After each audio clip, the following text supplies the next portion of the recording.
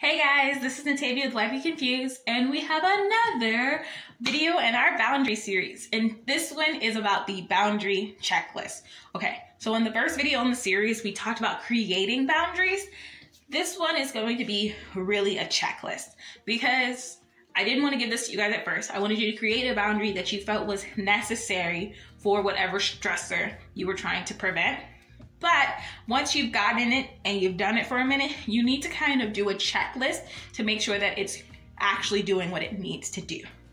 This is very different than reevaluating your boundary. When you reevaluate your boundary, which we'll talk about in a later video, you are determining if you still need the boundary. This is more of a tweaking the boundary to make sure that it is serving its purpose properly. And the first thing you do is ask yourself, does this prevent or resolve the initial stressor? So whatever that stressor was that you were trying to prevent, does this boundary prevent or resolve that issue for you?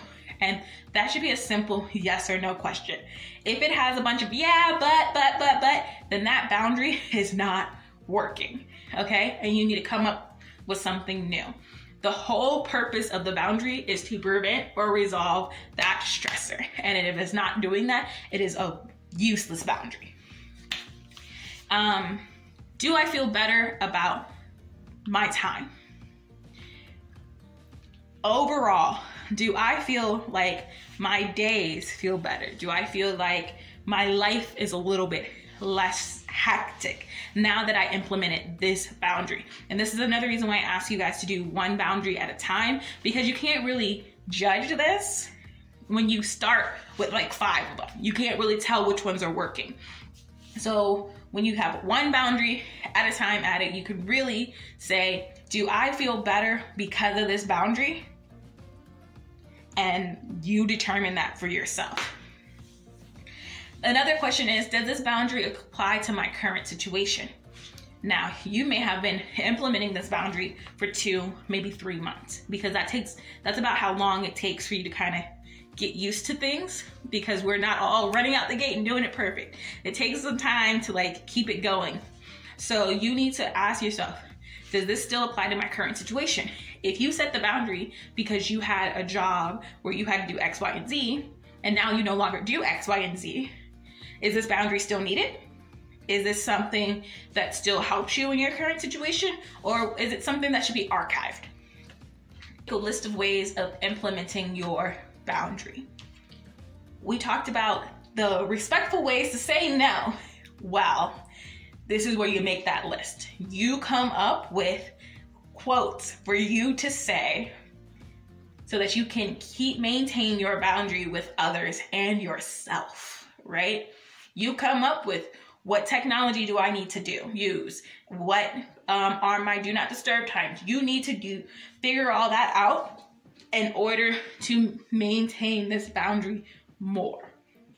Again, you're gonna be like 2-3 months into this. So by this time, you will have a clear understanding of what it is you need to keep this going.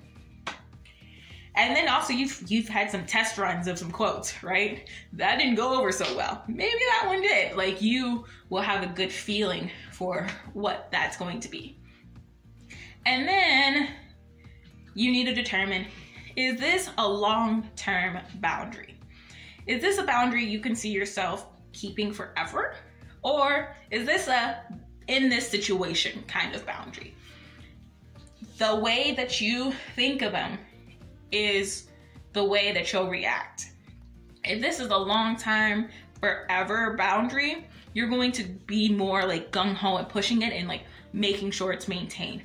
But if it's a temporary one, you know it's gonna pass. You know that there are gonna be situations where it is not necessary, and you're gonna kind of approach it a little differently. So you need to know that by this point, by about 2-3 month point, you need to know, is this something I wanna do forever? Is this something I should be doing forever? Is this gonna fulfill that need forever? You kind of have to know this by that 2-3 month point. And so that's just my little quick boundary checklist. It's not long at all, because each of those questions require you to kind of like really think deep in yourself about them. So I didn't want to give you like a million of them and then you're just like overwhelmed with, oh my God, am I doing because if you created the boundary and you're doing your best to stick to it, you are doing it right. This checklist is just to give you more to think about to make it work even better for you. I thank you guys for watching this video. If you liked it, go ahead and hit the like button, and subscribe, hit the notification bell so you can get a notification every time we have a new video, especially in this boundary series. And if you have any questions, you can ask them in the comments below, or you can go to @YBConfused on Instagram. I'll see you guys later. Bye.